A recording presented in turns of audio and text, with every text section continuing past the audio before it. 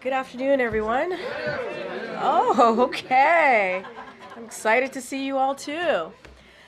Okay, so today President Biden met with President-elect Trump for approximately 2 hours in the Oval Office. White House Chief of Staff Jeff Zients and incoming Chief of Staff Susie Wiles joined the meeting. It was a substantive meeting, an exchange of views. They discussed important national security and domestic policy issues facing the nation and the world. President Biden also raised important items on Congress's to-do list for the lame duck session, including funding the government and providing the disaster supplemental funding the president requested. Finally, the president reiterated what he said to the president-elect the day after the election and to the American people in a Rose Garden just last week. We will have an orderly transition and a peaceful transition of power. With that, as you can see, I have the National Security Advisor with me, Jake Sullivan, who is going to preview APEC in Peru and also G20 in Brazil. The president is going to be leaving tomorrow, as you all know. And Jake, the floor is yours. Thanks, Karine, and hi, everybody. I'm going to make some brief comments about the president's trip that he leaves on tomorrow, answer a few questions because I know the issue you are most interested in is hearing from Karine about the meeting. So I will not dally too long up here, but I think it is important to lay out the president's trip here over the next several days. Tomorrow he travels to South America. His first stop will be Peru for the APEC summit, the Asia-Pacific Economic Cooperation Summit. And then he'll go on to Brazil for the first ever presidential trip to the Amazon, and then to the G20 summit in Rio de Janeiro. At APEC, the president will reinforce America's leading role in the Indo-Pacific. And over the last 4 years, he has markedly enhanced our strategic position in this vital region, from our treaty alliances to AUKUS to the Quad to the historic trilateral with Japan and Korea. And with respect to that trilateral, he will meet with President Yoon of South Korea and Prime Minister Ishiba of Japan to celebrate the historic cooperation between our three nations and discuss the importance of institutionalizing the progress we've made so that it carries forward through the transition. While in Lima, President Biden will also meet with President Xi Jinping of the People's Republic of China. This will be the third in-person meeting between the two leaders since President Biden came into office, and their final meeting as presidents. They previously met, as you know, in Bali in 2022 at the G20 summit, and at Woodside, California, near San Francisco in 2023 on the margins of the APEC summit, which was exactly 1 year and 1 day ago. And throughout his time in office, President Biden and his team have worked to effectively and responsibly manage the competition between the United States and the PRC. The president's approach on the PRC has prioritized investments in sources of American strength at home, including growing the middle class and ensuring that America maintains its industrial capacity and its innovation edge in fields such as semiconductors and artificial intelligence. He has strengthened our alliances around the world, and especially in the Indo-Pacific. He has boosted American deterrence, and he's ensured that America remains the partner of choice for countries both in the region and across the world. The president has also taken common sense measures to advance our national security and protect our most sensitive technologies to prevent them from being exploited or used against us by the PRC, including through significant new export control measures. At the same time, the president has demonstrated that the U.S. and the PRC can manage our differences and prevent competition from veering into conflict or confrontation. And he's done that by ensuring the maintenance of open lines of communication at the leader level, at the military-to-military level, and at every level of our respective governments. And we've also worked to advance cooperation where our interests align, including on counter-narcotics and climate change, which is what the people of our two countries expect and what the world expects. And this meeting between President Biden and President Xi will be an opportunity to ensure a smooth transition and also to continue to keep those channels of communication open, including those especially critical military-to-military channels of communication. Of course, in Lima, President Biden will also meet President Boluarte of Peru to mark the strength and durability of our bilateral relationship with Peru. After that, the president will travel to Brazil, and he'll start with a historic stop in the Amazon to underscore his personal commitment and America's continuing commitment at all levels of government and across our private sector and civil society to combat climate change at home and abroad. And this has been obviously one of the defining causes of President Biden's presidency.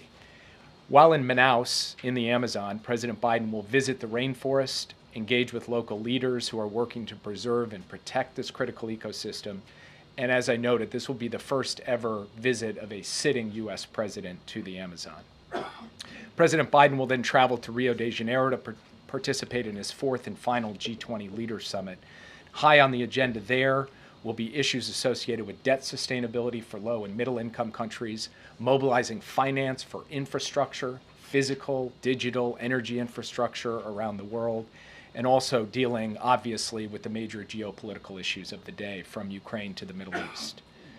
As you all know, the G20 is a unique forum. It includes both our closest allies and partners, as well as our adversaries. And pulling this group together around shared challenges is never easy, but we do expect to make some progress, particularly around debt and finance during our time in Rio. The President, of course, will also meet with President Lula of Brazil.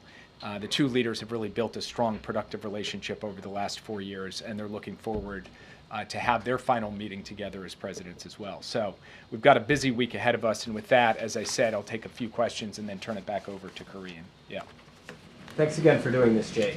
In the run-up to the election, President Biden warned that allies were worried about America's commitment to the world. What's his message to those allies after this election?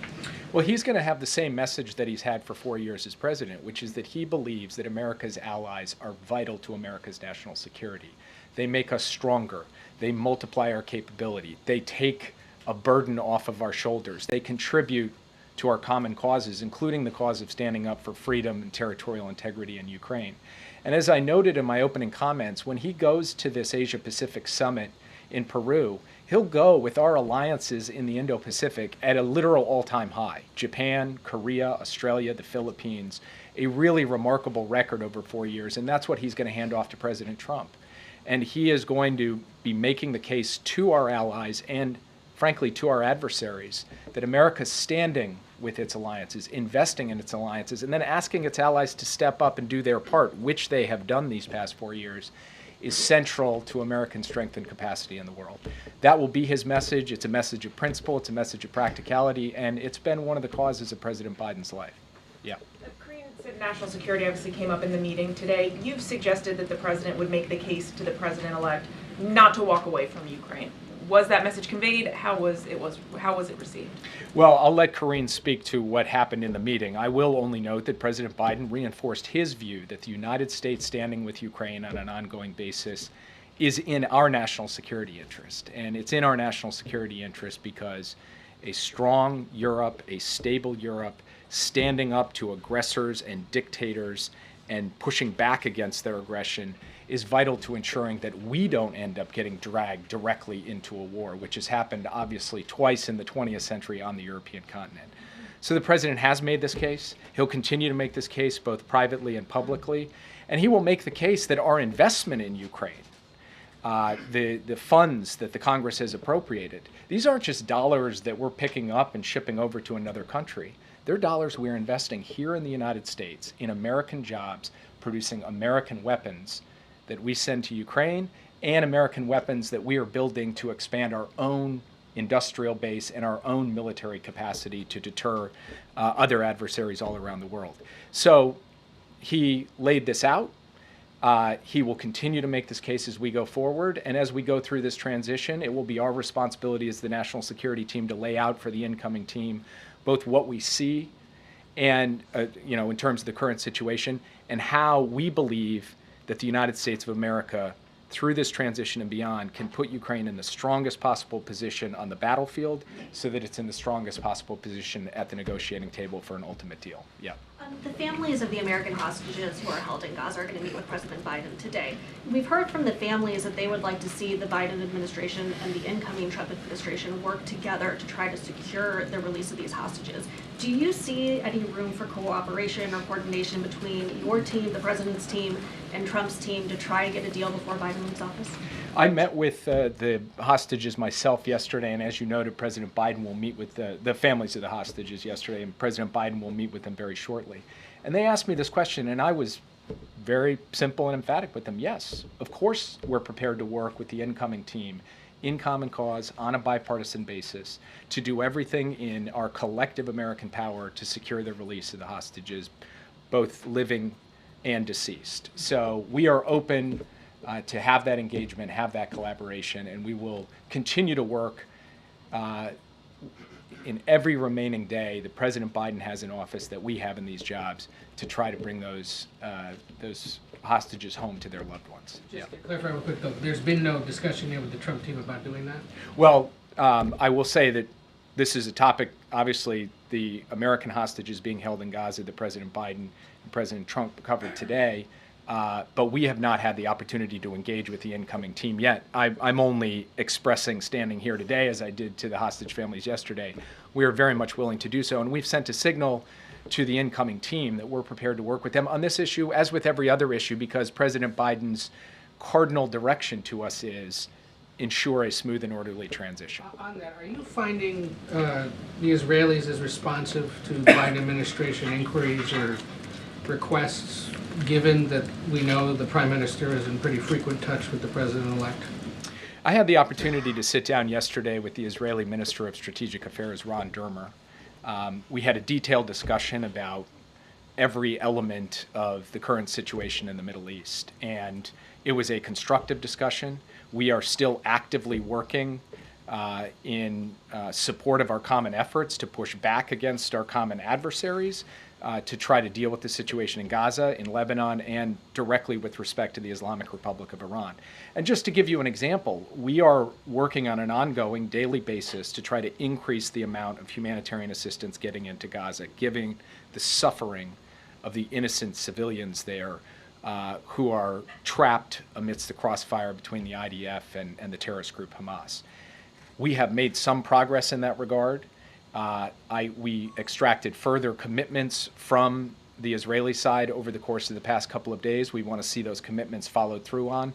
So we believe that we can continue to work across the board on all of the relevant issues, whether it's humanitarian assistance or it's ensuring the defense of Israel against Iranian attacks, or it's working on ceasefire efforts and a hostage deal in Gaza, or it's ultimately bringing a diplomatic resolution to Lebanon, which we're actively working on.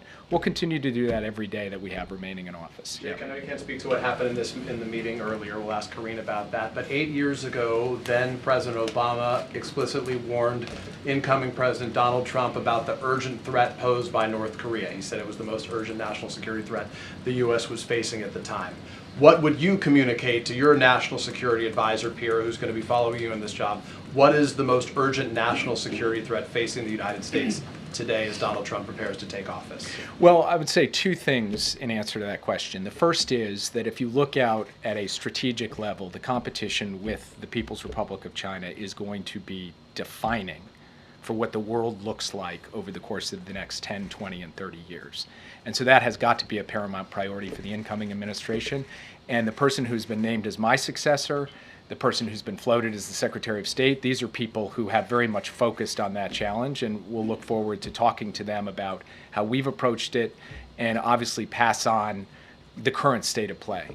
Then there's the most immediate issue, which is Iran and its proxy groups continue to take actions that directly threaten Americans and American interests in the Middle East, and that has to be dealt with on an urgent basis. Now, that's at the macro level and the micro level. In between those two, you have an ongoing war of aggression by Russia against Ukraine, representing a larger threat to European security and therefore global security, and you've got North Korea coming behind to provide troops in that war. So these are all issues for which we have clear approaches, working in coordination with allies and partners, and we're going to try to ensure that we pass off each of these areas to the next team in a way that is as smooth as possible. Last time he was, just to follow up quickly, last time in that same meeting, Obama told Trump that he had real concerns about the hiring of a national security advisor, Mike Flynn. Donald Trump ultimately hired Mike Flynn. Do you have any concerns about the names that you have heard mentioned so far and announced so far by Donald Trump to serve in his administration in a national security role? I know some of them. I've engaged with some of them, and people like, for example, Congressman Waltz, who's been named to be my replacement. He's somebody that I have engaged with in the past. I respect his service to this country in uniform. He's put his life on the line. I respect his service in Congress. He and I obviously don't see eye to eye on every issue, but I am very much looking forward to engaging him over these next 60 days, as I said, so that we can have this smooth handoff. There are other people that he's named who I just don't know, I haven't met, and therefore can't comment on. Yeah. So you talk about wanting to engage, wanting to smooth this transition. Why hasn't it happened yet? Is is the signing of the MOUs an actual issue that is preventing you from coordinating with the incoming Trump team? So I'll defer to Karine to kind of go into the nitty-gritty. What I'll say at a broad level, though, is the MOU creates the opening for the landing teams to arrive at the agencies, to include the NSC. But that doesn't mean that we can't reach out and get, and express our willingness to engage with our counterparts, our incoming counterparts.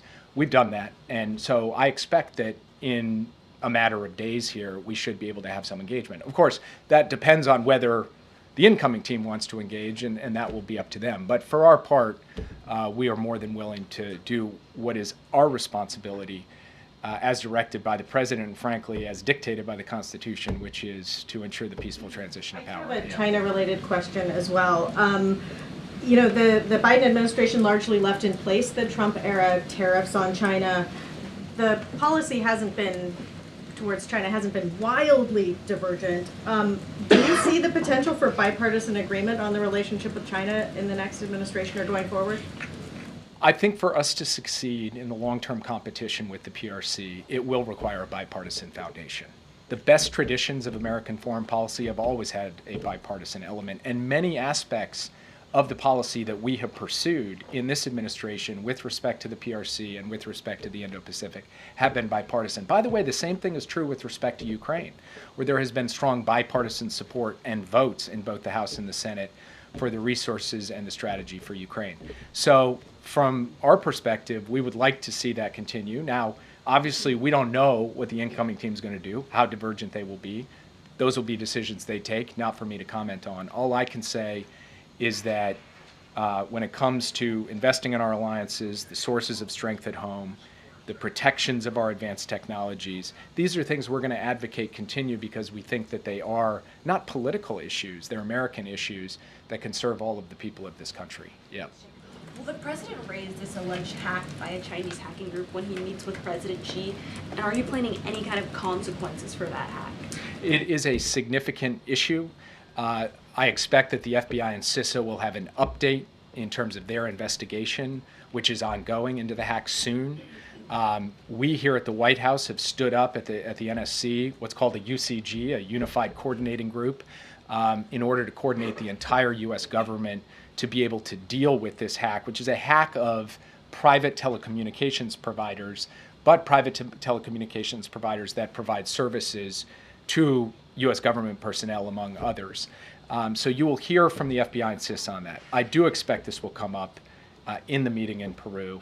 And I'm not going to speak to consequences from this podium. I will only say that we have made clear over time that we will respond when we see actions taken in terms of cyber attacks, cyber espionage, cyber intrusions. That has been a feature of our policy to date. It will remain a feature of our policy going forward. I'll take just a couple more and then let Karine take over. Go ahead. Thanks, Jake. Can you give us a sense of what else President Biden said to President Trump about Russia in their meeting? And also, with regard to China, will he pass on any tips or color from his meeting with President Trump to President Xi when they meet? And what will his message be to President Xi? I've already mildly violated the not reading out the meeting proviso, so I will pass that off to Karine. Mild violations. But with respect to his meeting with President Xi, I don't expect him to pass messages. Obviously, President Trump, when he comes into office, will have his opportunity to engage directly with President Xi. But I will observe that transitions are uniquely consequential moments in geopolitics. They're a time when competitors and adversaries can see possibly opportunity because you have this change in government here. And so part of what President Biden will communicate is that we need to maintain stability, clarity, predictability through this transition between the United States and China. And he will also really reinforce the point that in order for us to manage this competition responsibly going forward, we have to sustain over the long term the channels of communication at every level, particularly the military to military level. And then, of course, he will look to try to consolidate progress on areas where we can work together, for example, on counter-narcotics and fentanyl coordination, and on trying to manage the safety risks associated with artificial intelligence.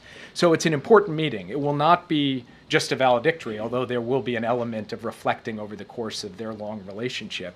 There is actual work to do in this critical moment between the U.S. and China to ensure that we don't run into any problems in the next 2 months in this transition of power.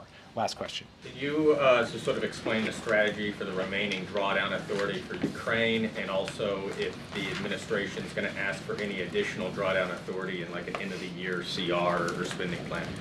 So the president has made clear, and he has directed his team to ensure that every dollar that the Congress gave to him, authorized him to spend, he will spend on behalf of Ukraine before he leaves office. Now again, these are not dollars he's putting on an airplane and flying across the ocean. These are dollars he's investing in the American defense industrial base. As we provide weapons to Ukraine, we make new weapons to give to the U.S. military. All of those dollars will be spent, will be obligated by the time he leaves office on January 20th. Therefore, it only stands to reason that in the next 2 months, the administration will signal to Congress that we would like to see additional funds for Ukraine for 2025 so that they can be in the best possible position, the strongest possible position to negotiate, to ensure they achieve their objectives, that they win at the negotiating table. Now, what form will that take? CR, et cetera. I'm going to not get myself in trouble by turning into the OMB director up here. I will just say that the administration very much sees the necessity and the logic of seeking additional resources for 2025, since we are doing what Congress asked us to do, which is dispersing the funds they gave us for 2024. And with that, I'll turn it over. Policy question? Jake on the Amazon tree. Thank you, Jake. Congrats on becoming a congressional spouse. I just have one more thing, and then I'll go into your questions. So today, the President and the First Lady welcomed nearly 200 education and workforce leaders to the White House for the Biden-Harris administration's Classroom Career Summit. The administration's Investing in America agenda is creating millions of good-paying jobs, many of which do not require a 4-year college degree, and its investments will continue to drive job creation for years to come. The summit highlighted the record progress to expand career pathways to these good-paying jobs in infrastructure, clean energy, advanced manufacturing, and so much more. With that, Josh, it's good to see you, as always. Good to see you, Karine. Regarding the meeting. Yeah. President Biden has given a lot of statements about his concern for the U.S. democracy. Did he share any of those concerns with President-elect Trump in their meeting about what he feels should be done or needs to be done?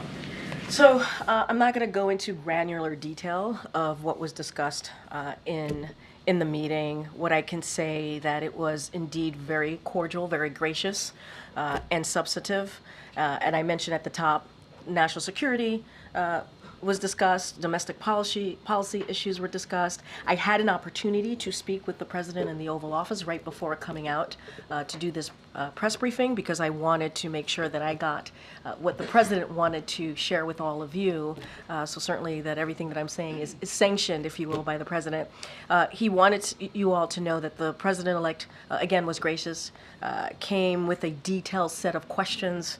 It was, again, substantive. But I do want to take a little bit of a step back here, because it's really important to note, and you're going to hear me continuing to say this over and over again, the importance of having a smooth transition, an importance of having an orderly transition. The president respects the will of the American people and wants to make sure that occurs. That is what he believes the American people deserve.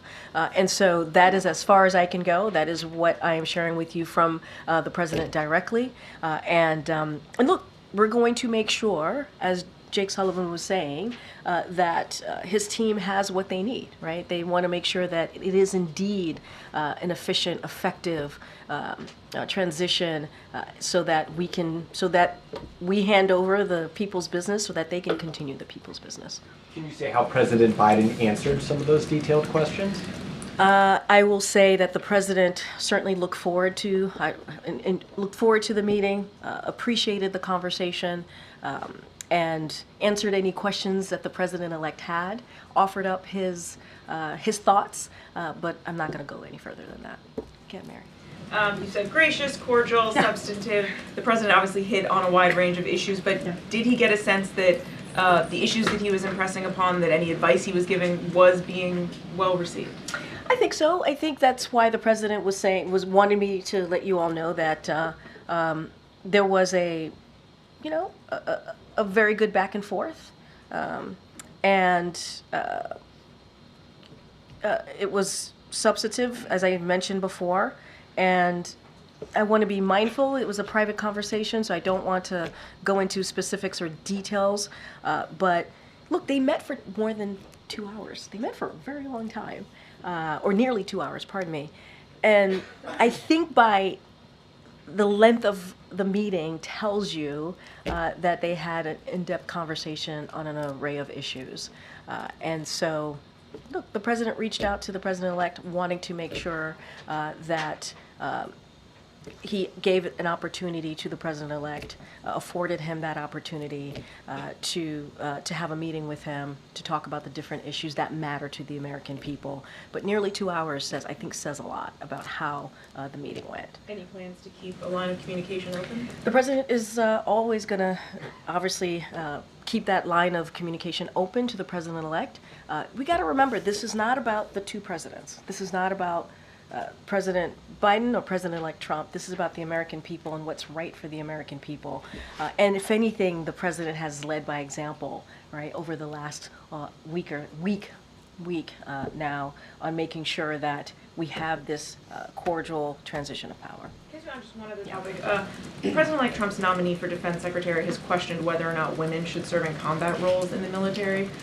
Wondering what the administration makes of that. Is there any concern about women's ability to serve in certain roles going forward? I think we've made ourselves really clear. I'm not going to speak to this pick. That's not the president's going. The president-elect is going to lay out his certainly his personnel and who he wants to fill these cabinet position, who he wants to be in the White House with him, and we will give them the space to do that. But I think we've been very clear about how we see the importance of gender equality, the importance of women in the workforce. I think we have been an administration that has led on that issue, and certainly we do not agree with those views, but that is for obviously the president-elect to speak to his picks, and I'm going to let them do that.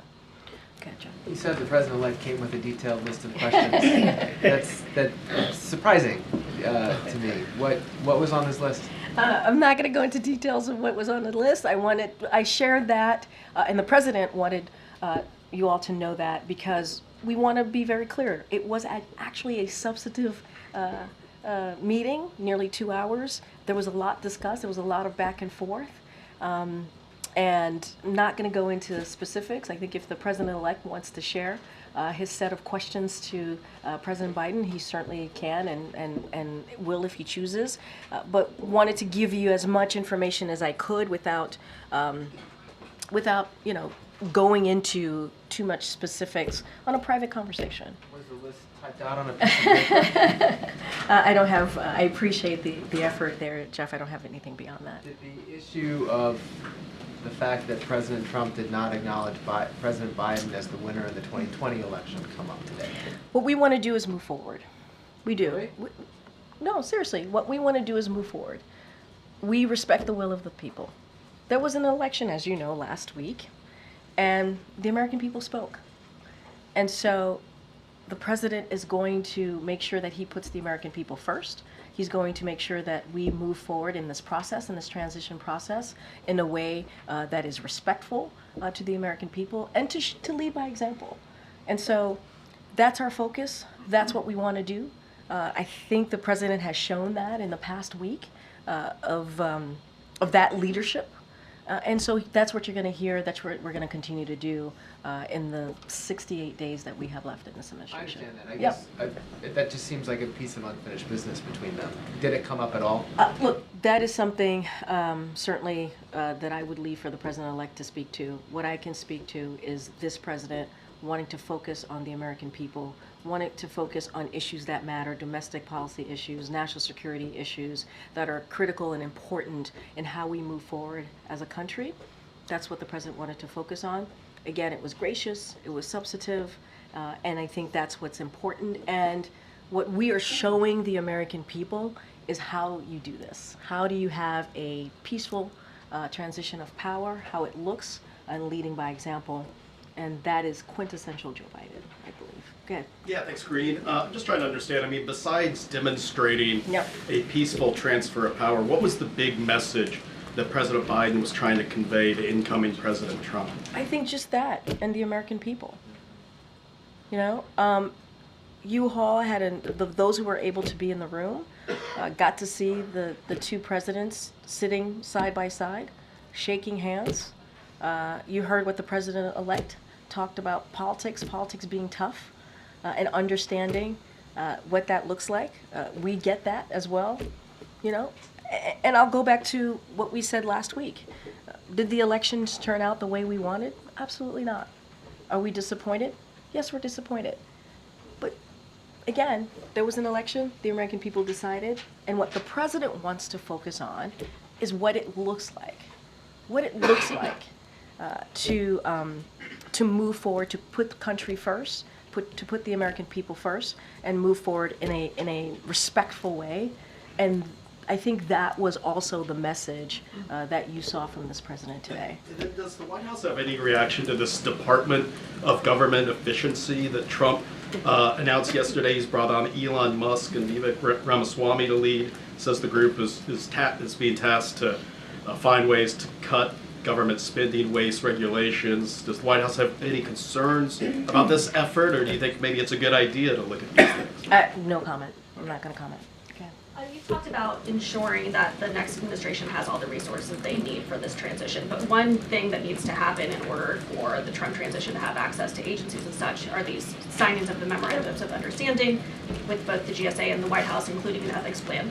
Did that come up in any way in the conversation today, even if it was just between Jeff Zients and Susie Wells? And I was just going to say that, as you know, Jeff Zients, the Chief of Staff, had an opportunity to speak with the incoming Chief of Staff. I have not spoken to Jeff on if that issue came up, but Jeff has been leading this effort of making sure that we have that smooth transition of power. We are ready. We are ready to go.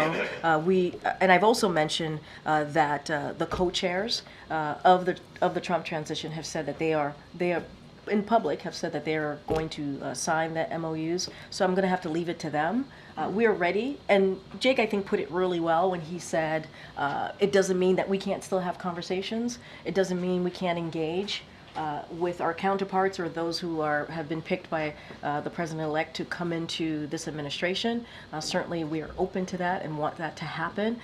But I would have to, refer you to the Trump transition, they have said they would sign those MOUs. And back in 2000, then Vice President Al Gore actually hosted George W. Bush a few days after he had conceded the election. When Bush came to meet with Clinton, he then went on to meet with Gore. Did Vice President Harris stop by the meeting at all today, and does she intend to host So I can say the Vice President did not attend the meeting between the two presidents this morning. I would have to refer you to her team on how she wishes to move forward and her part in all of this. But you also heard from her last week when she talked about the importance as well of having a peaceful transition of power. So leave that to her to answer. Go ahead. Just to work out a few of the details. So it was Yeah. the four of them in that room, the president, Yes. the president-elect, Yes. chief of staff, the chief of staff designate. Yes, sir. Were the two presidents ever left alone in the room?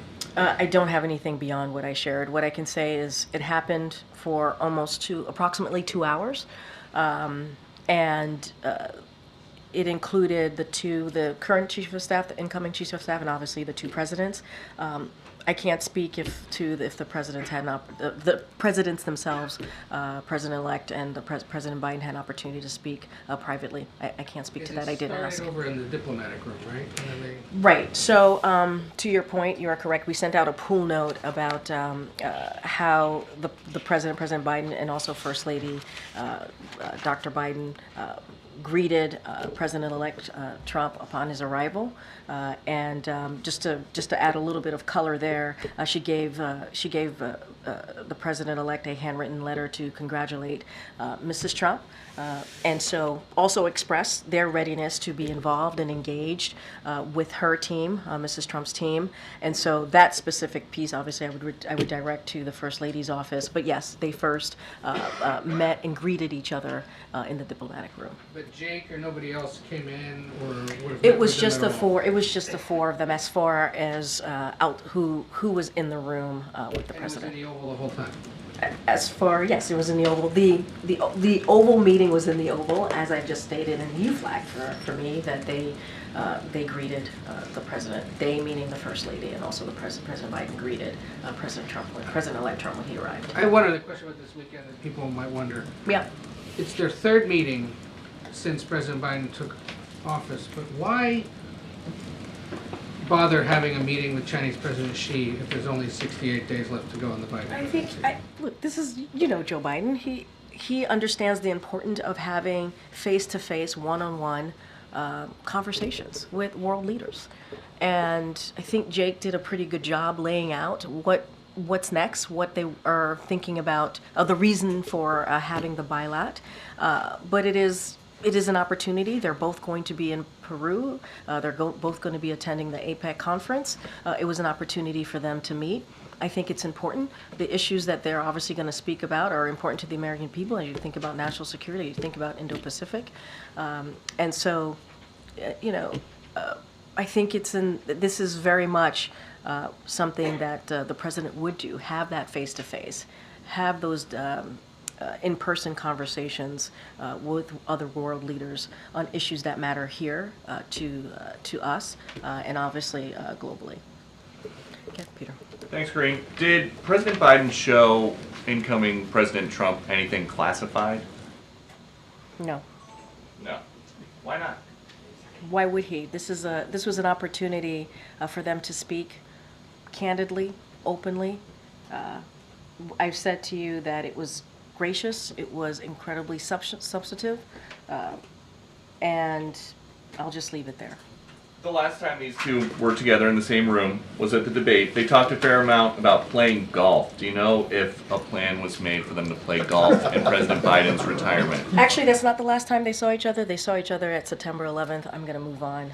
Go ahead, Ed. In the meeting, we saw a unified front related to a transition in the Oval Office meeting, but a lot was said on the campaign trail, like Trump is a dangerous threat to our country and our democracy.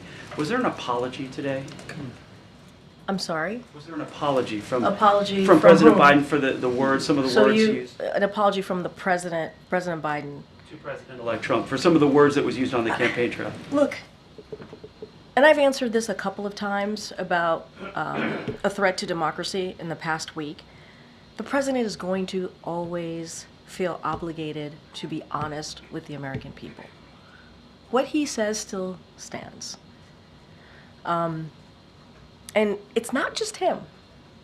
You heard this from former staffers. You've heard that from the former chief of staff, John Kelly, and others. You've heard it directly from the president-elect, the former president, about enemy of the people. Very, very clear. Very clear. What we want to be also very clear about is the importance of listening to the will of the American people. There was an election. It is important to respect our institution. It is important to respect the free and fair elections. And that's what this president is doing, leading by example and putting that aside and putting the American people first. But what he said still stands. And it's not just him. We should not just put this at the president. His own people said this. So I want to be really, really clear about that and not forget the facts. There are facts here that we should certainly also lift up as you're asking me these questions. Go ahead, Anita. Thank you. Did the two presidents discuss transatlantic security or climate change efforts and the U.S. role in that? And relatedly, what is President Biden's message to G20 leaders on these two issues and on the institutions and frameworks that hold them up? I'm talking about NATO and the Paris Agreement. Yeah, so look, obviously they talked about national security issues, mentioned that already. There was a substantive, pretty detailed set of questions that the president-elect presented the President Biden with. They went back and forth on that. I don't have anything. I'm not going to get into the nitty-gritty, into the specifics of what those topics were. Not something that I'm going to do from here. And look, the president is looking forward to going to the G20. You heard Jake do a pretty good laydown of the importance of the president going. It will be his last G20. Obviously, he's also going to go to APEC. APEC will be first. And the importance of meeting with these world leaders on issues and matters that are important to the American people. That's what you're going to see.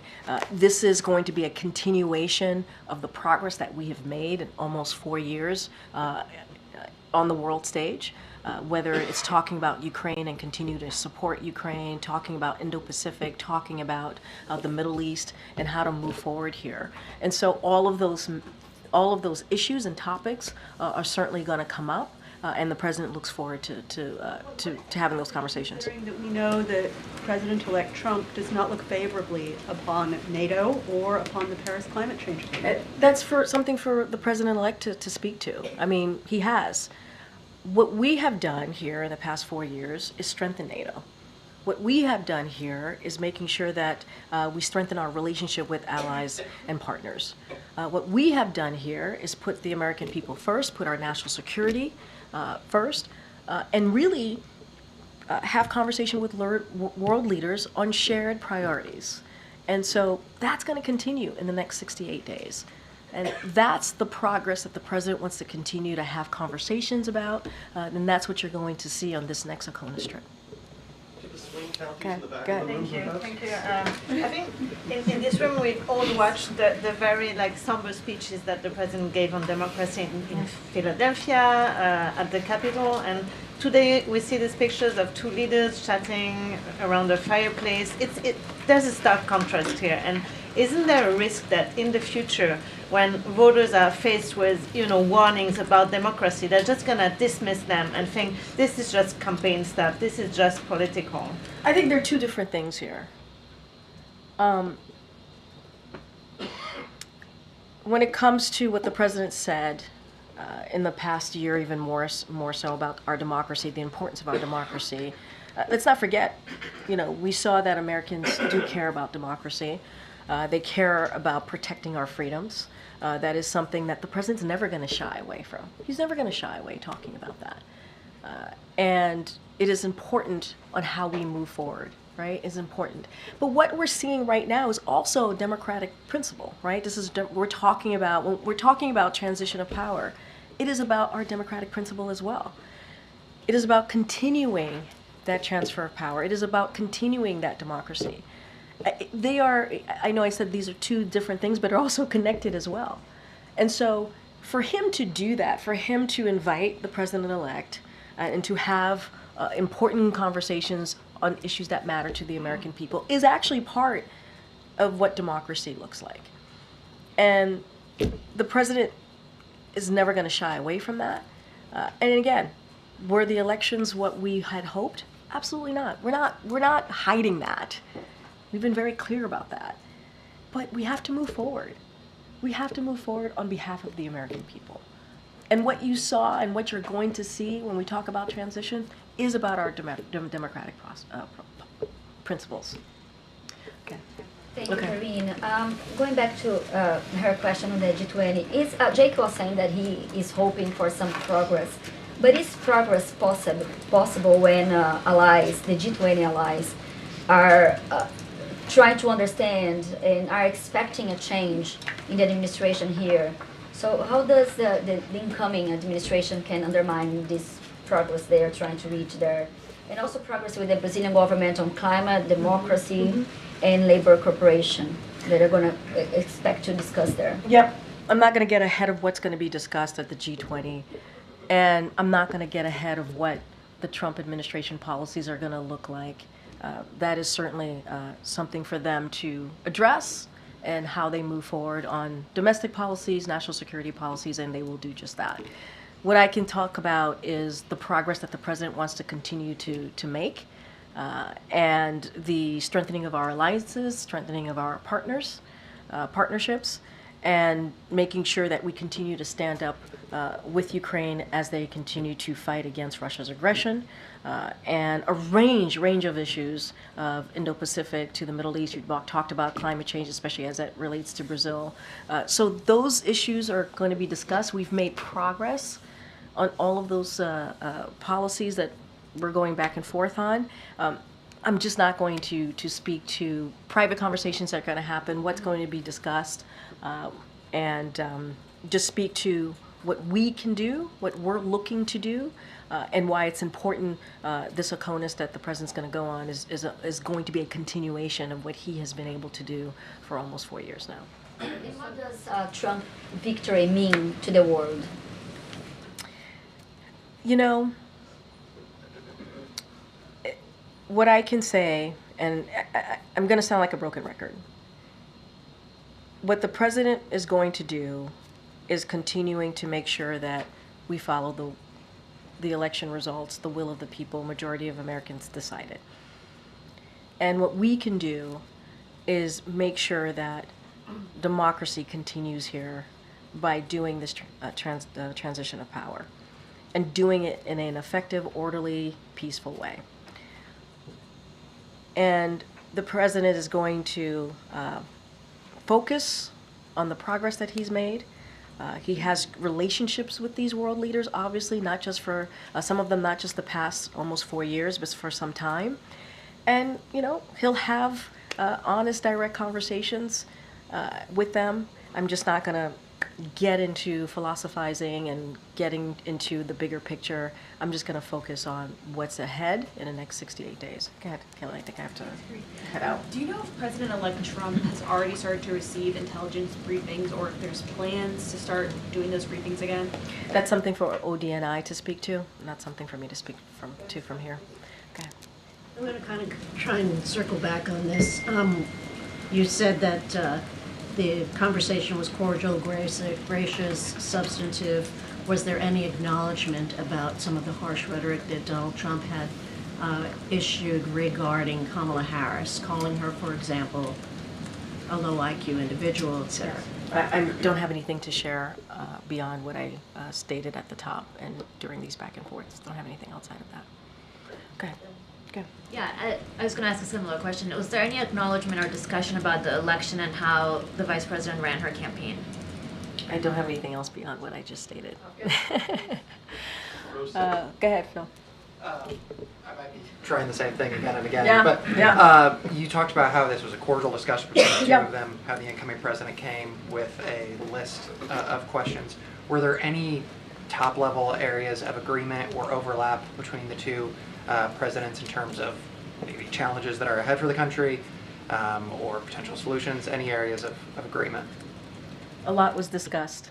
It was a detailed set of questions. The president appreciated having a substantive conversation with the president-elect. I'm not going to go into details. Maybe the president-elect will speak on his behalf on what he wants to share coming out of the meeting. But this is what we're going to share from here. 2 hours nearly 2 hours is a long time to talk about what's important for the American people and how to move forward. And I think that's important.